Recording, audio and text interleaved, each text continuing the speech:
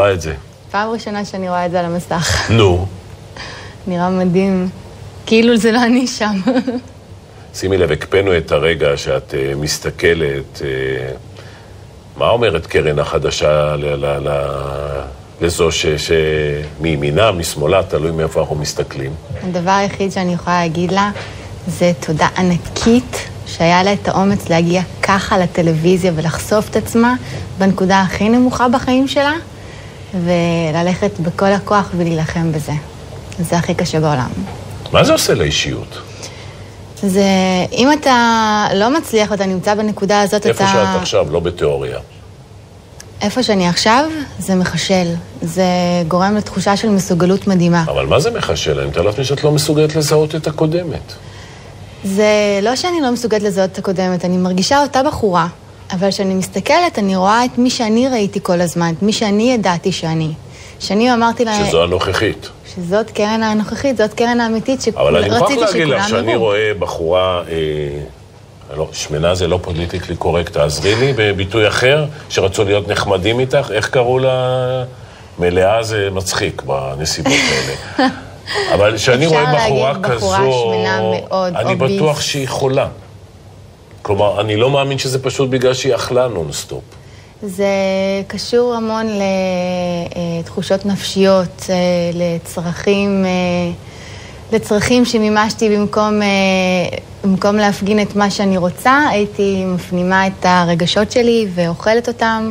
הייתי עצבנית, הייתי אוכלת, הייתי עצובה, הייתי אוכלת, הייתי רעבה, הייתי אוכלת, והייתי שמחה, אז גם הייתי אוכלת. ליצנית וקוסמת, מארגנת אירועים. בטח עכשיו את הרבה יותר גמישה, עם הרבה יותר יכולות, לא? חזרתי להופיע בקדמת הבמה, במקום לתת לאחרים את הבמה ולנהל הכל מאחורי הקלעים. חזרתי להופיע, חזרתי לרקוד, חזרתי לעשות קסמים. תראי לי שנייה את המכנסיים, סתם, שנבין על מה מדובר דווקא בשגרה, למה נכנסת לפני תחילת התהליך?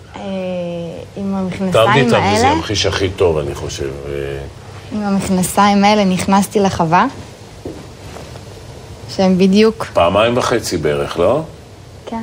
מאיזה גיל היית שמנה?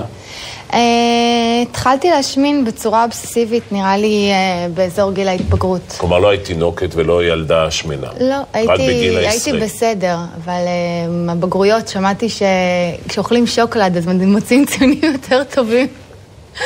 אז הלכת על זה בגדול. אז בדקתי על זה. איך הבגרות? הבגרויות שלי היו בסדר, אבל... בסדר, לפי כמות השוקולד, היה צריך להיות הכל 100 בתיאוריה הזו. כן, התיאוריה נכשלה בגדול. המבחנים, הציונים שלהם לא עלו כל כך, אבל המשקל עלה בהרבה. בואי נראה את רגע הזכייה ברשותך.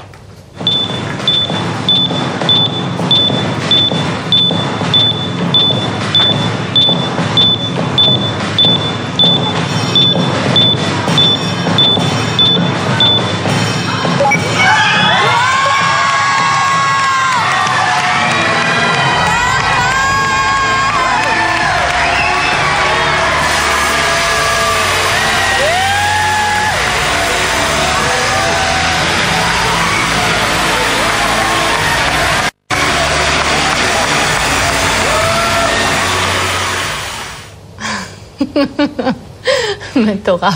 מאיזה שלב שהתחילו להביט עליך ברחוב, הבנת שהם מתכוונים אלייך? נראה לי שהשלב הכי מוזר זה היה כשאח שלי התחיל לקרוא לי מהממת, ישר בעקבות המאמנת שלנו. אבל באופן טבעי יש מחזרים פתאום. זה מעבר ליש מחזרים, כבר יש חבר. אופס, אני מתנצל. אדרבה ואדרבה על זה נאמר.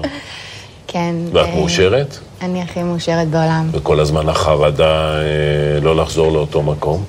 אני לא הגעתי לשלב החרדה נראה לי, אולי כי אני עדיין בהיי של כל... אבל זה לא שאת רוצה עוד לרדת. לא, לא, לא. אני הגעתי, אני פעם ראשונה בחיים, יכולה לומר, הגעתי למשקל היעד שלי, ואני לא צריכה יותר לרדת במשקל אפילו גרם, ונראה לי זה החלום של בערך כל בחורה שאני מכירה, וגם הרבה בחורים. כן, אבל את מכירה את הקלישאה שהרבה יותר קשה לשמור מאשר להוריד, אני לא רוצה להשבית את השמחה, חס וחלילה. אבל אני מאמינה שהכלים שנתנו לי לרדת במשקל, ישמרו עליי גם לאורך זמן. סך הכל הצוות של התוכנית נתן לנו גם המון ידע, מעבר רק לאמן אותנו ולעבוד בו זמנית. ושאכן תהיי מאושרת.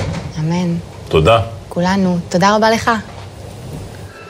למי שכבר נמאס מהאייפון והאנדרואיד, נוגה ניר נאמן